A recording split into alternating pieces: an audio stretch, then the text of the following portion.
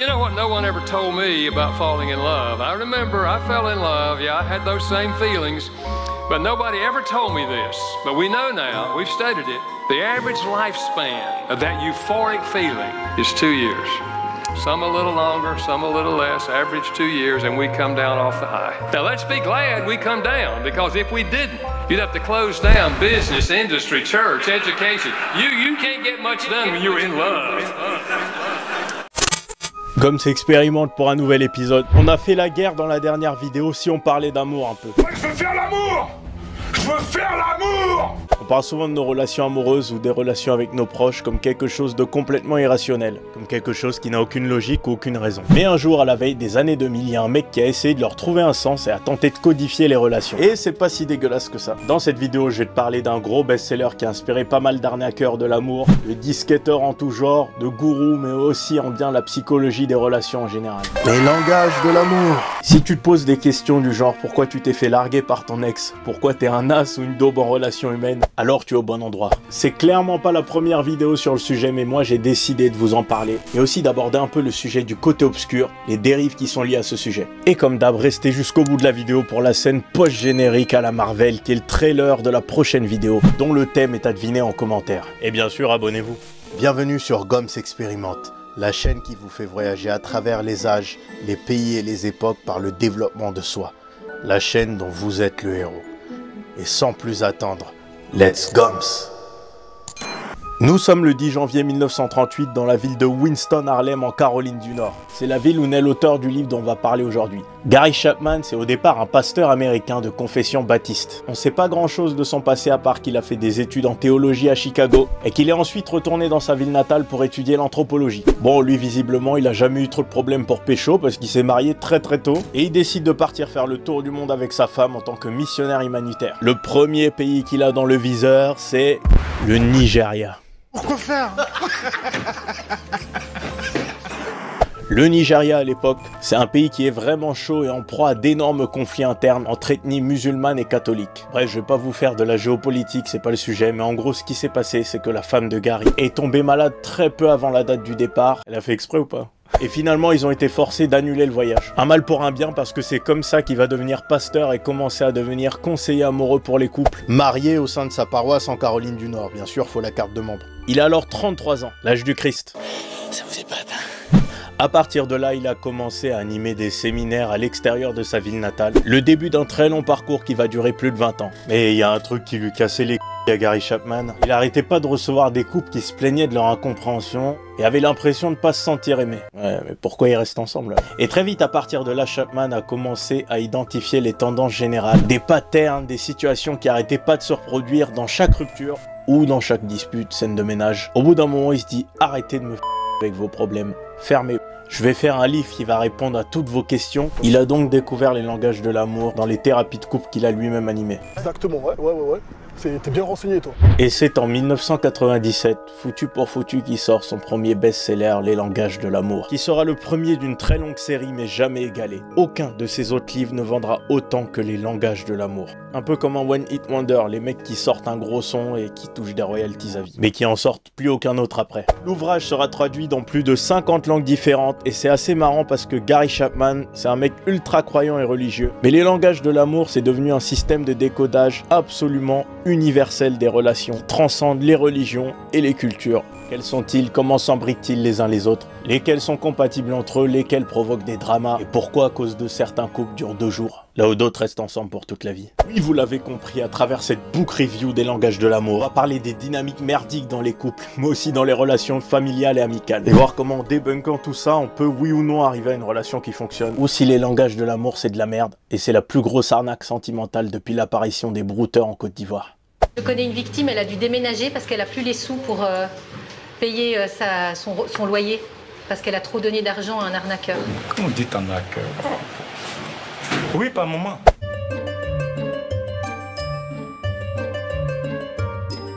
Que de livres et de conférenciers blablatent et rabâchent les mêmes méthodes et les mêmes conseils. Tous plus inutiles les uns que les autres. Avec les langages de l'amour de Gary Chapman, tout ça c'est terminé. Fini les ruptures jour 1, fini les incompréhensions, les scènes de ménage, les migraines à outrance, les précoce. Tu te calmes! Les langages de l'amour au nombre de 5 seraient les 5 différents modes d'expression et de communication utilisés pour dire à quelqu'un qu'on l'aime d'amour ou d'amitié. Mais surtout d'amour. Ça peut être d'amitié aussi, hein.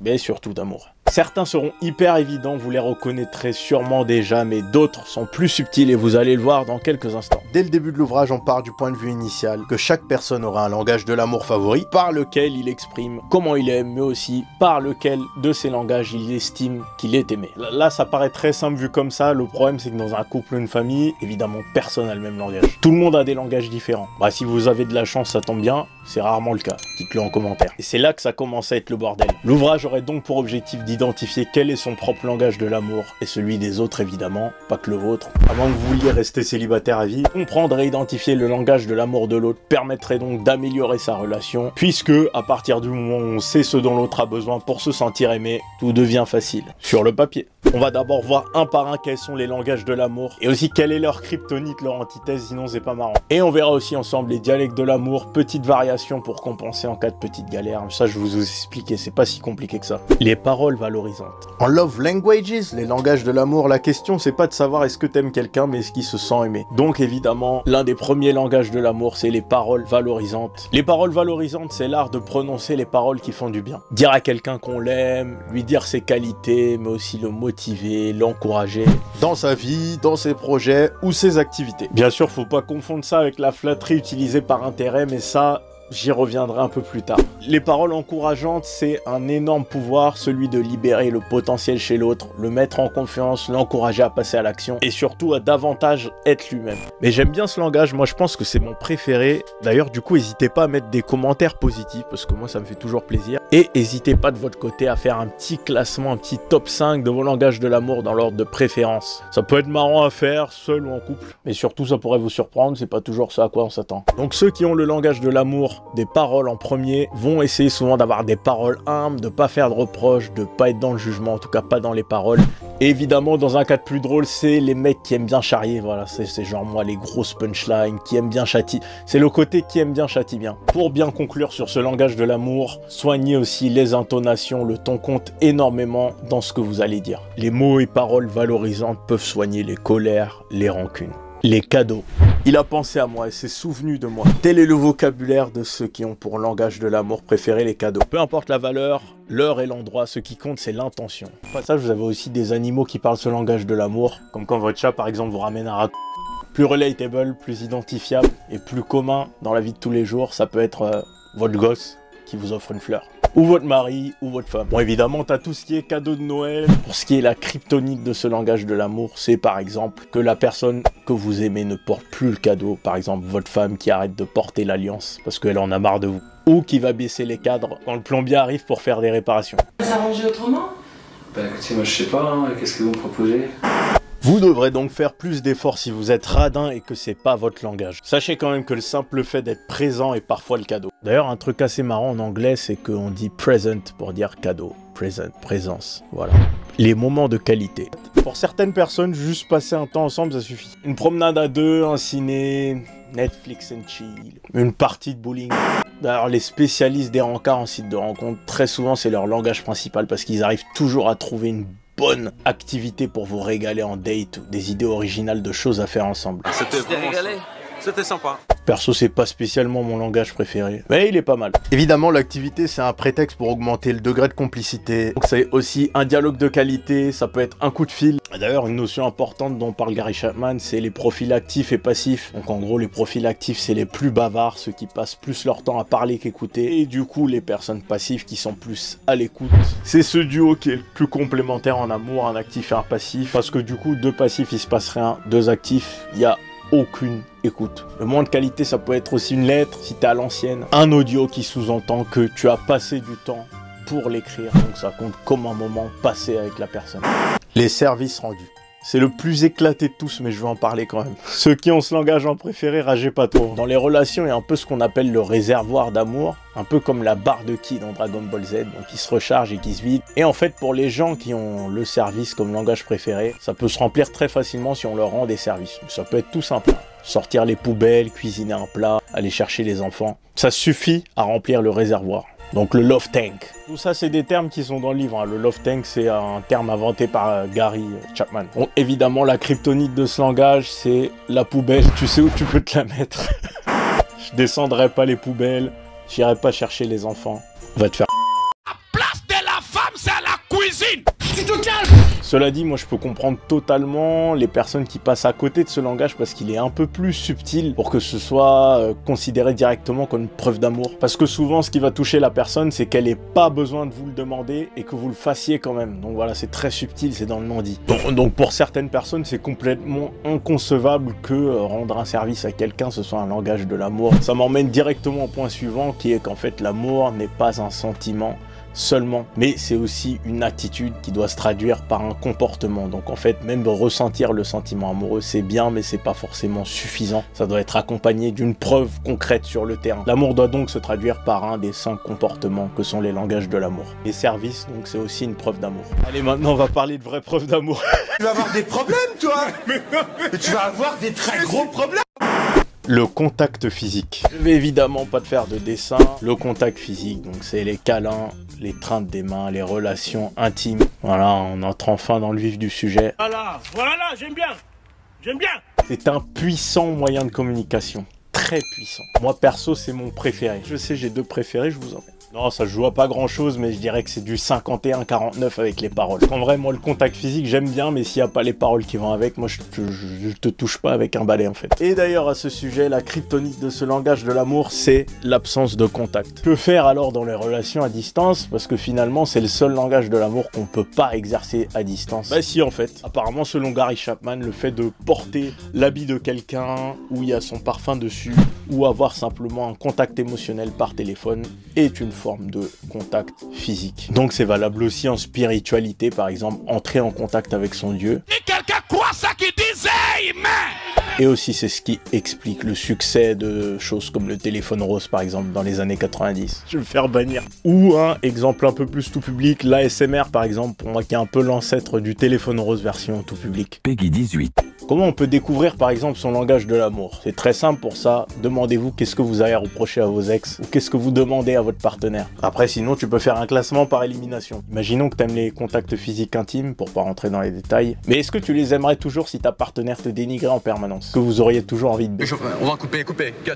Pareil pour les moments passés ensemble, est-ce que tu voudrais passer du temps avec ton partenaire s'il t'offrait jamais de cadeaux? Voilà, tu peux faire un peu un système comme ça d'élimination, une sorte de grand tournoi des langages de l'amour, et trouver celui qui correspond. On peut par exemple avoir un langage de l'amour qu'on préfère recevoir et préférer en exercer un autre. Simplement parce qu'on n'est plus à l'aise pour l'exprimer et que ça nécessite moins d'efforts. Pareil pour votre partenaire. Et c'est là que vous allez sûrement comprendre tous les malentendus que vous avez pu avoir dans vos relations du passé. Et c'est là que ça peut devenir extrêmement dangereux parce que vous pouvez aussi tomber sur des profils assez manipulateurs qui peuvent se servir des langages comme un pêcheur qui veut appâter sa proie en sachant à quoi elle est sensible. Donc il faut aussi faire attention avec ça et aussi être attentif à ses propres carences affectives. Parce que peut-être qu'en avoir trop, ça peut faire tomber dans des pièges. Le risque aussi, c'est de rentrer dans le jeu du chat et à la souris une fois qu'on connaît le langage, les langages préférés de sa partenaire. Et un peu jouer là-dessus, quand ça va, je te donne de l'amour. Quand ça va pas, je te le retire. Ou même quand ça va, là, ce qui devient complètement conflictuel et passif-agressif. D'ailleurs, franchement, si vous voyez ça chez un partenaire ou quelqu'un, moi je suis vous, je prends la fuite. C'est pour ça que moi je conseillerais toujours de s'éloigner. Ça peut aussi avoir lieu ces petits jeux-là par désir de possession et jalousie, donc une possessivité excessive. Vous l'aurez donc compris, les relations humaines sont une prise de risque de tous les jours. Car comment peut-on être sûr d'être aimé si l'on ne nous en fait pas la démonstration dans le réel? Pour jouer au jeu des relations, il faut savoir prendre un risque, celui de faire confiance. Au fil des années, peut-être avec le temps et l'expérience, nous nous rendons compte de toutes les erreurs qui ont été commises, toutes les incompréhensions à travers nos différents langages d'expression qui font que nous sommes passés à côté les uns des autres pendant une éternité. Celui qui, manipulé, a su faire preuve de résilience, ne jamais abandonner. L'amour est le fait de donner une chance à un partenaire et celui qui est le plus à même de se réconcilier avec la vie. Et comment pardonner celui qui, manipulé dans le passé, s'est trop protégé par excès de méfiance? Comment pardonner celui ou celle qui a fait du mal sans le savoir? Dans cette vie, le chemin étant plus important que la destination et la destination étant régie par le temps qu'il nous reste à vivre sur cette terre. Quelle sera notre décision face aux souffrances, aux trahisons, aux jalousies, aux tromperies, aux mensonges que nous nous sommes infligés à nous-mêmes et que nous avons infligés aux autres. Il ne tient qu'à chacun d'entre nous de choisir entre le chemin de la peur et celui d'aimer. Voici finalement les 5 langages du pardon, 5 langages de l'amour caché qui vous permettront de vous pardonner de votre passé, de celui des autres et aussi de vous affranchir du fardeau de votre propre histoire. Exprimez ses regrets. Exprimer ses regrets ne passe pas forcément par des paroles directement d'un interlocuteur à un autre. Il peut être simplement thérapeutique de communiquer d'une manière ou d'une autre, tant que le message est extériorisé. L'idéal étant de l'exprimer à la personne concernée, mais s'il s'agit de vous, alors il n'y aura aucun intermédiaire à prendre. Acceptez la responsabilité. En amour comme en amitié, il est parfois difficile de porter le fardeau d'une faute qu'on a commise ou qu'on a subie, et ce surtout si on pense avoir eu raison. Il est donc important de pouvoir mettre en avant ses torts et expliquer spécifiquement ce en quoi nous avions faux dans notre vision des choses au moment où le mal a été fait. Faire acte de réparation. Se poser la question ou poser la question à la personne de ce qu'on peut faire pour réparer une erreur ou le mal qui a été fait peut être un très bon moyen et une saine solution de régénérer une relation. Cela peut être le premier pas vers une réconciliation pour quelque chose de plus grand. La rédemption authentique. Commettre une erreur une fois est quelque chose. En commettre plusieurs et volontairement n'est plus de l'ordre d'un accident. En extériorisant le fait que l'on ne veut plus qu'une erreur se reproduise de notre part ou en réclamant simplement de l'aide pour adopter des comportements différents ou corriger son attitude peut faire foi d'une amende honorable et être la preuve véritable que l'on tient à rester en relation avec l'autre. Demandez pardon, car après avoir exprimé les remords ou les regrets, peut-être est-il important que l'autre puisse authentiquement nous pardonner pour enfin être libéré du poids de sa propre culpabilité. Le pardon peut être le ciment d'une confiance renouvelée, encore plus inébranlable que ce qu'elle n'était avant. Il est tout aussi important de savoir ce que l'on dit naturellement ou ce qu'on fait en nous cherchant à nous faire pardonner. Que cela ne rentre pas dans un jeu de complaisance ou une mascarade pour simplement éviter la souffrance. Et aussi nous poser la question de ce qui rend plus facile pour nous le fait de donner le pardon. De par la nature imperfecte dans notre relation, le pardon de soi et des autres est la clé de voûte pour une relation durable. Le pardon ne fait pas pour autant oublier. Le pardon ne retire pas toutes les émotions douloureuses. Le pardon ne supprime pas toutes les conséquences du mal qui a été fait. Le pardon ne restaure pas forcément la confiance. Et le pardon ne résulte pas toujours en réconciliation. Si là où les personnes que nous aimons le plus ne s'excusaient pas, alors il reviendrait à nous de ne pas les forcer à changer. Le désir de réciprocité est normal, mais ce désir ne doit pas nous faire entrer pour autant dans l'asservissement s'il n'est pas exaucé. Le sentiment d'être aimé vient en réalité du fait que notre partenaire avait le choix et la possibilité de ne pas vous aimer, mais qu'il a quand même choisi de le faire. C'est un choix délibéré qui nous transcende et qui fait que l'on aime l'autre comme une autre partie de soi. Dire à une personne qu'on l'aime ne nécessite pas d'attendre un moi aussi en retour. Et les conflits émanent souvent du fait qu'on a le sentiment que l'autre ne fait pas assez. Être en relation, c'est affronter ensemble les problèmes que l'on n'aurait malheureusement jamais eu seul. Nous n'avons parfois aucune idée de ce pourquoi nous aimons quelqu'un, car les sentiments ne s'expliquent pas toujours. Les personnes que nous aimons n'ont pas le devoir de nous aimer autant que nous les aimons. L'amour se partage, l'amour se donne, l'amour se reçoit, mais le plus important est d'abord de s'aimer soi-même.